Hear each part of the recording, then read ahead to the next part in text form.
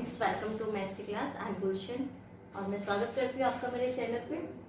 आज मैं आपके रैशनल नंबर पार्ट 3 लेके आई हूँ आपके लिए। जो हमने कल properties of rational number part 2 किया था, उसी में आज मैं पार्ट 3 लेके आई हूँ आपके लिए। कल हमने एडिशन और सब्ट्रैक्शन प्रॉपर्टीज क्लियर की थी। आज उससे आगे मल्टीप्लिकेटिव प्रॉपर्टी और डिवीजन प्रॉपर्टीज देखेंगे। देखिए, मल्टीप्लिकेशन प्रॉपर्टीज में हम क्या करेंगे, एक बार बेसिक कंसेप्ट पे फोकस करते हैं। हमने लास्ट फर्स्ट सेकंड थर्ड से हम सीखते आ रहे हैं कि डिजिट्स को मल्टीप्लाई कैसे करते हैं। ठीक है, मान लो 3 × 5 किया तो आंसर क्या आ गया 50। ये हमारा बेसिक कंसेप्ट था।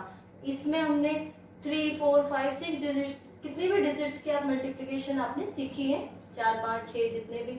ठीक है, लेकिन आज मैं आपको यहाँ मल्टीप्लिकेशन नहीं सिखा रही, ये वाली मल्टीप्लिकेशन नहीं सिखा रही। मैं आपको क्या रैशनल नंबर्स को हैंडल करना सिखाऊंगी कि रैशनल नंबर को मल्टीप्लिकेटिव प्रॉपर्टी में कैसे हैंडल करते हैं, रैशनल नंबर्स को कैसे मल्टीप्लाई करते हैं। ठीक है, आप एक बार फोकस करके देखें।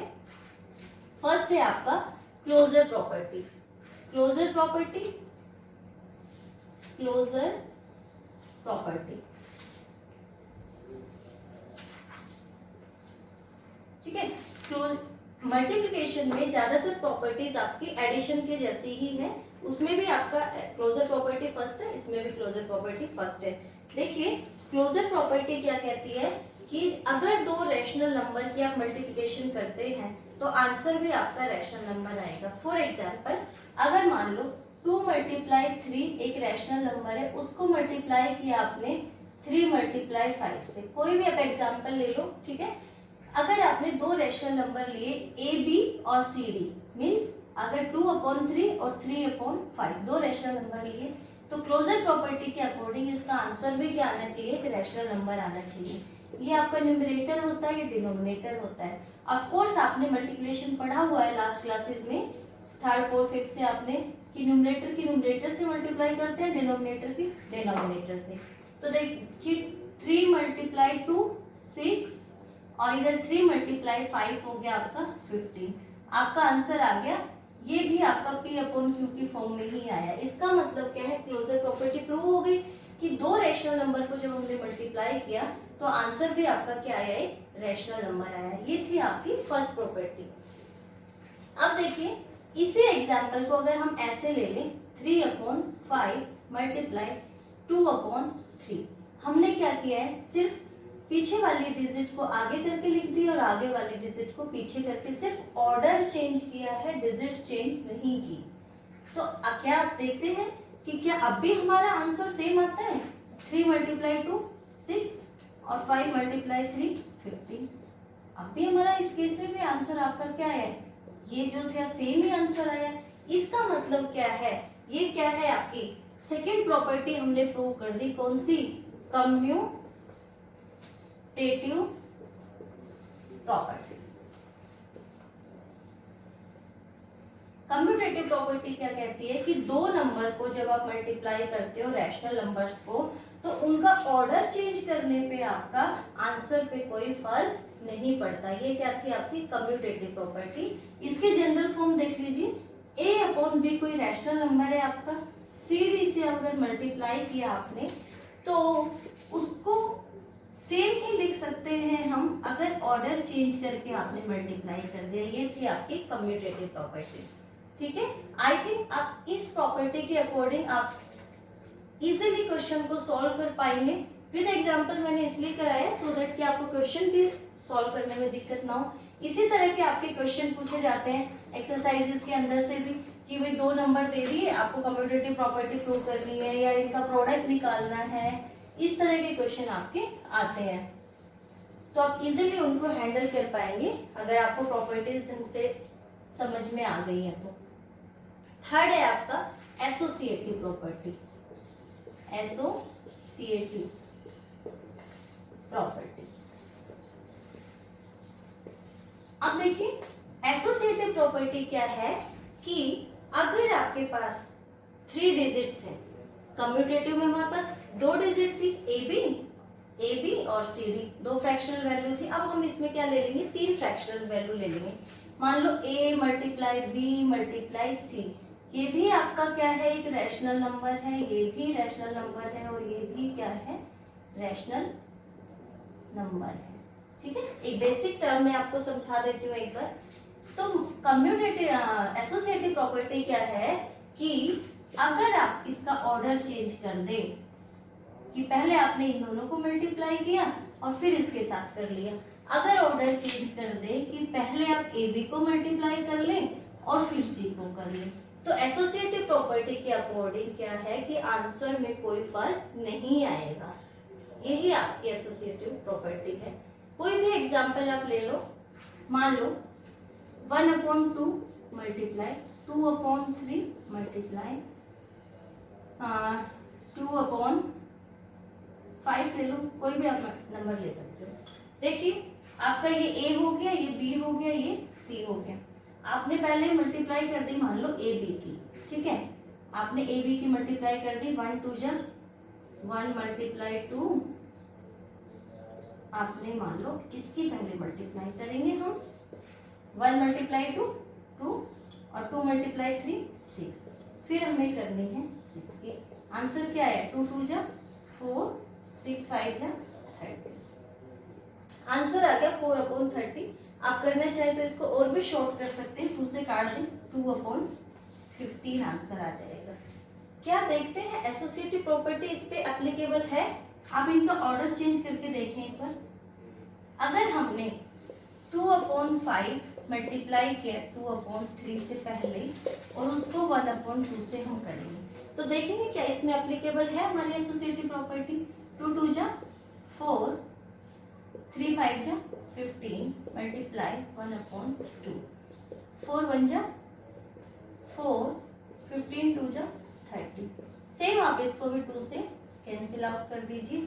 आंसर दोनों ही केसेस में आप देखेंगे कि बिल्कुल सेम आया है। इसका मतलब क्या है कि एसोसिएटिव प्रॉपर्टी तो बिल्कुल ठीक है, राइट है, ट्रू है, ये फैक्ट है एक। इसका मतलब क्या है कि एसोसिएटिव प्रॉपर्टी के अकॉर्डिंग अगर आप ऑर्डर चेंज कर देते हो डिजिट्स का तो मल्टीप्लिकेशन पे कोई इफेक्ट नहीं पड़ता। ये थी आपकी एसोसिएटिव प्रॉपर्टी। अब फोर्थ प्रॉपर्टी हम इसमें करेंगे। देखिए प्रॉपर्टीज करने के बाद आप इजीली क्वेश्चन हैंडल कर पाते हैं, इसीलिए मैं सबसे पहले आपको क्वेश्चंस पे जाने से पहले कहूंगी कि प्रॉपर्टी जरूर देख लें, उन पे फोकस करना ज्यादा जरूरी है। हम यह मल्टीप्लिकेशन नहीं सीख रहे, इस स्टैंडर्ड में आके हमें फोकस क्या करना है वो चीज देखनी है। हमें क्या करना है, रैशनल नंबर को हैंडल करना सीखना है इस क्लास में। अब देखिए एग्जिस्टेंस ऑफ मल्टीप्लिकेटिव आइडेंटिटी आपका फोर्थ प्रॉपर्टी है। क्या है,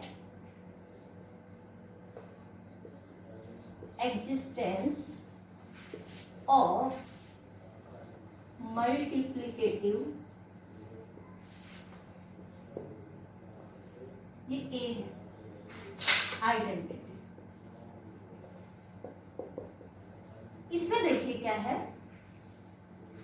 कि इस प्रॉपर्टी के अकॉर्डिंग एक बार मैं करके दिखा देती हूँ आपको। एडिशन वाली जो प्रॉपर्टी थी एक बार माइंड पे फोकस कीजिए कि एडिशन वाली प्रॉपर्टीज में हमने क्या किया था।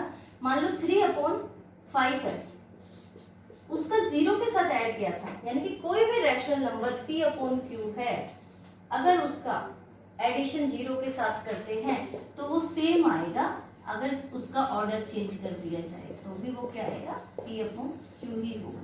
इसमें आप देख सकते हैं 3/5 में 0 प्लस करेंगे तो आंसर आएगा 3/5।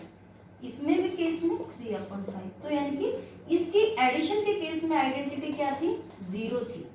लेकिन अब मल्टीप्लिकेटिव आइडेंटिटी देखेंगे।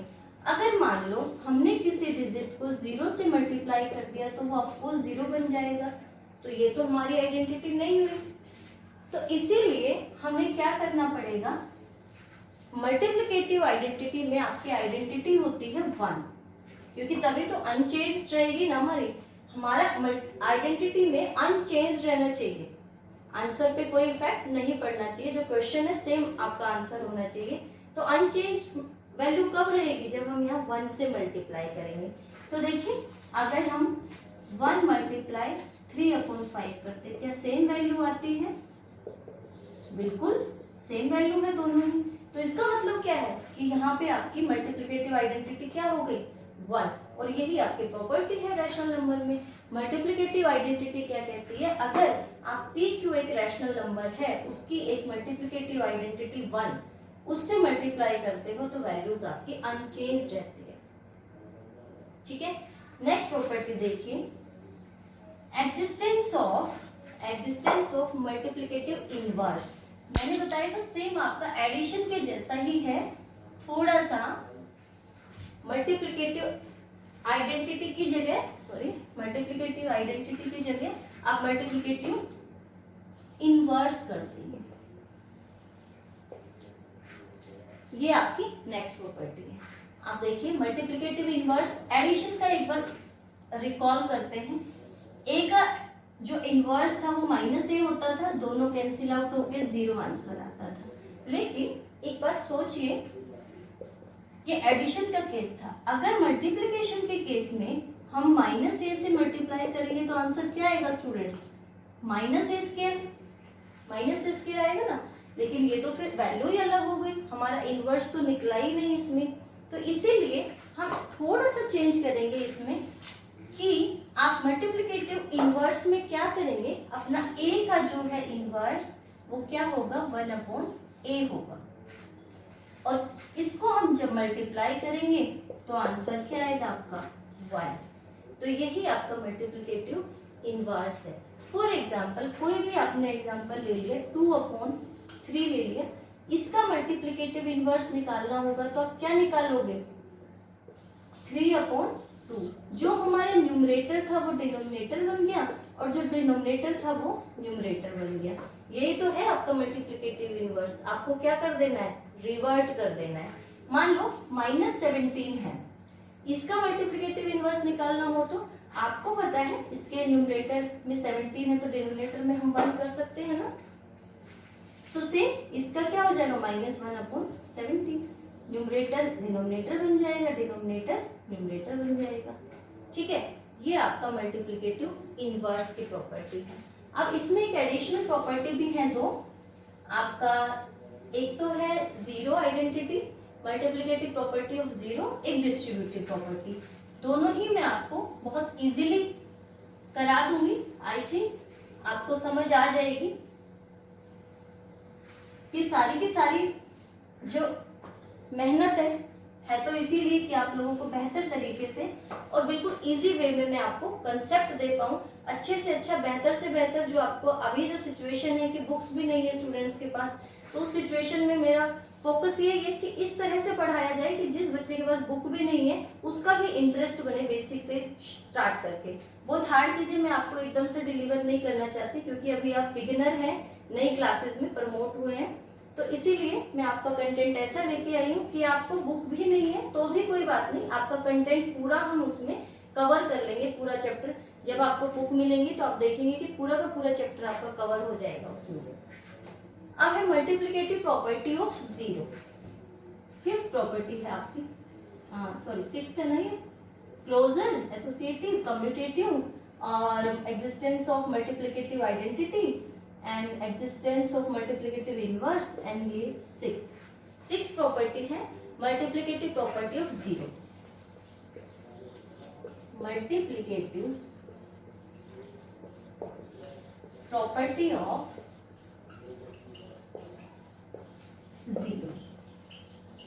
देखिए अपने आप में बहुत अच्छी प्रॉपर्टी है ये, आपको पता भी होना चाहिए, बहुत बेसिक से यूज हो जाती है।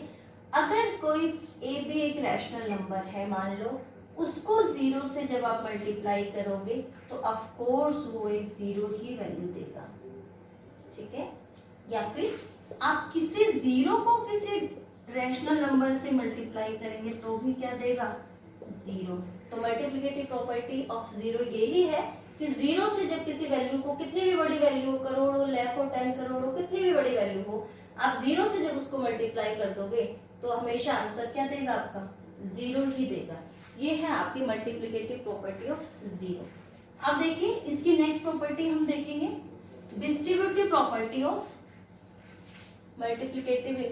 Distributive property of multiplication. Seventh property है वो आपकी डिस्ट्रीब्यूटिव डिस्ट्रीब्यूटिव, देखो वर्ड्स को तोड़ो, डिस्ट्रीब्यूट, डिस्ट्रीब्यूट का मतलब क्या होता है, चीजों को बांट देना। तो इसे एक एग्जांपल से इसको समझेंगे। पहले मान लो आपके पास कोई ए वैल्यू है और इधर है बी प्लस सी, तो इसका क्या मीनिंग होता है कि ए के जो मल्टीप्लीकेशन है वो बी के साथ भी है और सी के साथ भी है, यही तो है ना। तो देखिए इसको अगर आप ओपन करके लिखेंगे तो ए बी प्लस ए सी, यही तो चीज है ना। इसको ए दोनों में है तो वो चीज कॉमन ले लेते हैं, बी प्लस सी, तो कोई फर्क तो नहीं है, हम ऐसे लिख लें या ऐसे लिख लें, ठीक है। तो आपको पता होना चाहिए कि ब्रैकेट्स के बाहर अगर कॉमन कोई चीज है तो उसको हम सेम मल्टीप्लाई कर देते हैं ब्रैकेट के अंदर वाली वैल्यूज से। अब देखिए डिस्ट्रीब्यूटिव प्रॉपर्टी में हम कैसे करेंगे। मान लीजिए कोई ए बी आपका C B plus E F, ये तीन रैशनल नंबर हैं, तो डिस्ट्रीब्यूटिव प्रॉपर्टी के अकॉर्डिंग उनका क्या होगा कि ए बी की मल्टीप्लीकेशन होगी सी डी से और ए बी की मल्टीप्लीकेशन ई एफ से भी होगी। ये क्या है आपकी distributive property of rational number. एक एग्जांपल लेंगे, आई थिंक आपको बेहतर तरीके से समझ आ जाएगा। पूरी कोशिश है इस चीज की। 1/2 मल्टीप्लाई 3/5 प्लस 2/5 ले लो, कोई भी वैल्यू आप ले लो, या माइनस भी हो सकता है प्लस की जगह, कोई फर्क नहीं पड़ेगा। सिर्फ आपको उसी तरह तरीका आना चाहिए चीजों को सोल्व करने का। मैथ में क्वेश्चन तो हजारों बन सकते हैं, लेकिन आपको सिर्फ तरीके पे फोकस करना है। जो मेथड है सॉल्यूशन का उस पर फोकस करना है कि हमने यहाँ क्या सीखा नया, कि अगर ब्रैकेट के बाहर कोई वैल्यू है तो वो ब्रैकेट के अंदर वाली सभी वैल्यू का कॉमन है। भैया घर में दो भाई बहन है तो घर तो दोनों भाई बहनों का कॉमन है, वो घर तो सभी का है ना। तो ऐसे ही ये है। अब देखिए इसकी मल्टीप्लिकेशन इसके साथ भी करेंगे और इसकी मल्टीप्लिकेशन इसके साथ भी करेंगे। 1/2 मल्टीप्लाई 3/5 प्लस 1/2 मल्टीप्लाई 2/5। सॉल्यूशन कर दीजिए इसका। 3 1 जा 3, 5 2 जा 10 प्लस 2 से 2 कैंसिल कर दीजिए 1/5। एलसीएम 10 ले ले, 10 1 जा 10 और 1 3 जा 3, 5 2 जा 10, 2 1 जा 2। आंसर आ गया 5/10, यानी कि 1 2। आंसर क्या आ गया 1/2। यही तो आपकी डिस्ट्रीब्यूटिव प्रॉपर्टी है कि अगर ब्रैकेट के बाहर कोई वैल्यू है तो ब्रैकेट के अंदर वाली दोनों की वो कॉमन वैल्यू होती है, इसीलिए उसको ब्रैकेट लगा के बाहर में एक ही लिख देते हैं। अब देखिए ये सारी की सारी प्रॉपर्टीज आपकी किसकी थी, मल्टीप्लिकेशन की। First closure property, closure property में था कि दो अगर रैशनल नंबर की मल्टीप्लिकेशन करेंगे तो आंसर भी ऑफ कोर्स आपका एक रैशनल नंबर आएगा। कम्यूटेटिव प्रॉपर्टी में आपकी 2 डिजिट थी और एसोसिएटिव प्रॉपर्टी में 3 डिजिट्स थी। कम्यूटेटिव प्रॉपर्टी में अगर 2 डिजिट्स का मल्टीप्लिकेशन आप करेंगे तो आंसर भी 2 डिजिट का मल्टीप्लिकेशन आप करेंगे तो उनका ऑर्डर अगर चेंज करके मल्टीप्लाई करेंगे, मान लो पहले 2 मल्टीप्लाई 3 कर दिया और फिर 3 मल्टीप्लाई 2 कर दिया। एग्जाम्पल ले लो, ये 2 और 3 मान लो कोई नंबर है तो आपका क्या हो जाएगा 6। तो ऑर्डर चेंज करने से मल्टीप्लिकेशन के ऊपर कोई फर्क नहीं पड़ेगा। ऐसे ही एसोसिएटिव में 3 डिजिट्स ले लेंगे। फिर फोर्थ थी आपकी एग्जिस्टेंस ऑफ मल्टीप्लिकेटिव आइडेंटिटी। उसमें क्या है, अगर आप किसी भी वैल्यू का 1 से मल्टीप्लिकेशन करते हैं, मल्टीप्लिकेशन में आइडेंटिटी 1 थी आपकी, 1 से मल्टीप्लाई करते हैं, मान लो 2/5 का 1 से मल्टीप्लाई कर दिया, वो ऑफ कोर्स 2/5 ही रहेगा। तो 1 क्या है आपके पास, ये मल्टीप्लिकेटिव आइडेंटिटी है। अब इनवर्स, इनवर्स में क्या था, न्यूमरेटर डिनोमिनेटर, डिनोमिनेटर न्यूमरेटर बन जाता है, यानी कि वैल्यूज को उल्टा पलट देते हैं हम। नेक्स्ट प्रॉपर्टी थी मल्टीप्लिकेटिव प्रॉपर्टी ऑफ 0 और उससे बाद है डिस्ट्रीब्यूटिव प्रॉपर्टी। यहाँ पे आपका मल्टीप्लिकेशन की प्रॉपर्टीज रैशनल नंबर में खत्म हो जाती हैं और थोड़ा सा हम डिवीजन की प्रॉपर्टीज के बारे में भी देखेंगे। उसमें इतनी प्रॉपर्टीज नहीं है।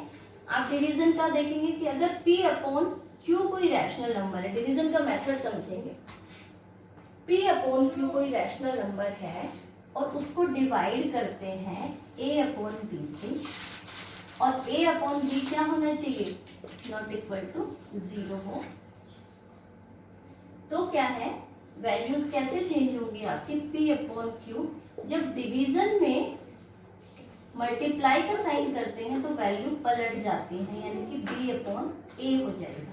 देखिए एग्जाम्पल से समझोगे तो बेहतर तरीके से समझ आ जाएगा, ऐसे जनरल फॉर्म थोड़ा कम ऐसे कॉम्प्लिकेटिव सा लगता है। मान लीजिए 2/3 कोई रैशनल नंबर है, उसको डिवाइड करना है आपको 5/9 से, कोई भी वैल्यू ले लिया, ठीक है। तो डिवीजन कैसे करेंगे आप, 2/3 डिवीजन मल्टीप्लिकेशन हो जाएगा, 9 ऊपर और 5 नीचे, 9 न्यूमरेटर बन गया आपका और 5 डिनोमिनेटर बन गया। ओके देखिए जो कटता है उसको कट कर देंगे, 3 1 जा 3, 3 3 जा 9, 3 से ये क्या हो गया, डिवाइड कर दिया, डिवीजन कर दिया हमने। अब ऊपर क्या बच गया, 2/2 मल्टीप्लाई 3 और नीचे 1 मल्टीप्लाई 5, 2 3 जा 6/5, ये आंसर आ गया आपका डिवीजन के बाद। तो ये था आपका डिवीजन में। डिवीजन में क्लोजर प्रॉपर्टी है आपकी कि आप अगर डिवाइड करते हो रैशनल नंबर को तो आपका आंसर भी एक रैशनल नंबर आएगा। मान लो किसी का आंसर 6 आ गया, उसका मतलब भी तो नीचे आप 1 कर सकते हो ना। तो डिवीजन में सिर्फ आपकी क्लोजर प्रॉपर्टी है। आई थिंक जो मेरी यात्रा थी आपको समझाने की, जो भी मैंने मेहनत की है आप लोगों के लिए बेहतर से बेहतर कंटेंट कलेक्ट किया है कई बुकों से, आपको ये सब समझ आया होगा और आई थिंक बेहतर तरीके से मैं डिलीवर कर पाई हूँ इसको। आपकी बहुत ही कमेंट, सब्सक्रिप्शन, जो भी व्यूज आ रहे हैं बहुत ही अच्छे हैं, उससे बहुत मोटिवेशन भी मिल रहा है वीडियोस बनाने का। Thank you so much for watching, और प्लीज आप इन वीडियोस को सीरीज वाइज देखें सो दैट आपको पूरा चैप्टर क्लियर हो जाएगा। ये आपका लास्ट ही वीडियो था, इसमें अगर क्वेश्चंस के लिए आप कमेंट करेंगे तो मैं क्वेश्चन भी करा दूंगी, अदरवाइज यहाँ तक आपका सारी प्रॉपर्टीज मैंने कवर करा दी है। चलिए एक वीडियोस बना लेंगे जिसमें हम क्वेश्चन भी इस चैप्टर से रिलेटेड करेंगे कि क्वेश्चन किस तरह से पूछे जाते हैं, ठीक है। Thank you so much, please share करिए ज़्यादा से ज़्यादा video, like my channel, thank you.